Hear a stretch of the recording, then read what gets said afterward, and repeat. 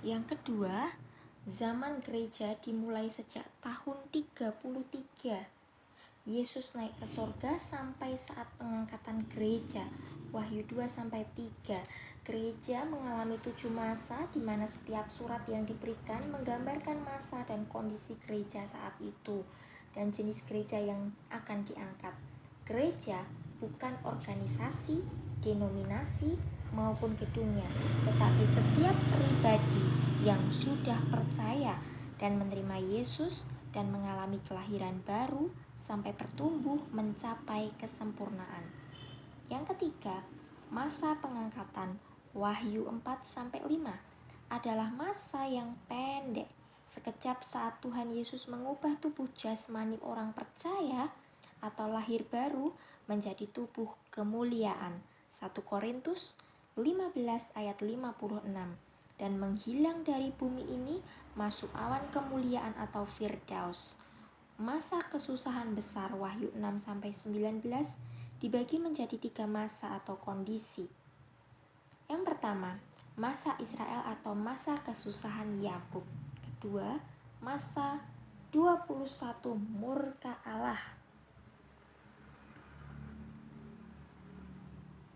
Yang ketiga, masa antikristus. Kesusahan yang besar. Nama-nama untuk masa kesusahan yang besar: Hari Tuhan, Yesaya 2-12,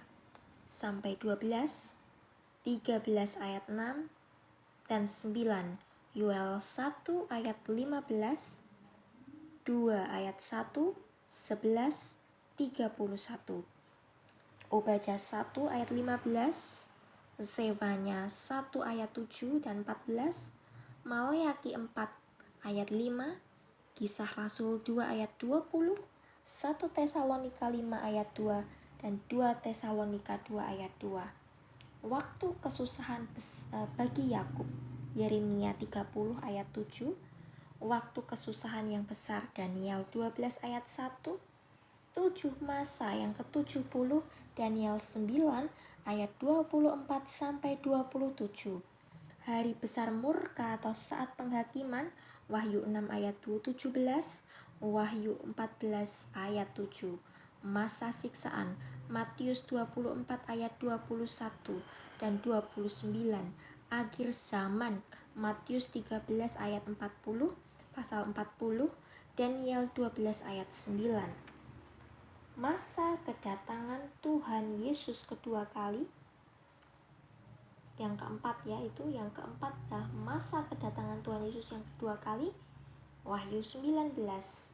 Diawali dengan perang Harmagedon dan Yesus datang bersama orang kudusnya dan menginjakkan kaki di Bukit Zaitun. Zakaria 14 ayat 4, Kisah Rasul 1 ayat 11.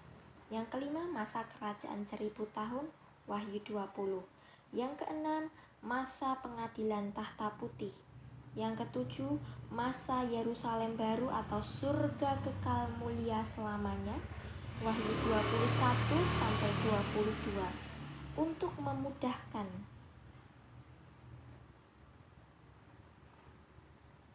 dalam memahami atau mempelajari akhir zaman, pembagian pelajaran akhir disesuaikan dengan kronologis masa.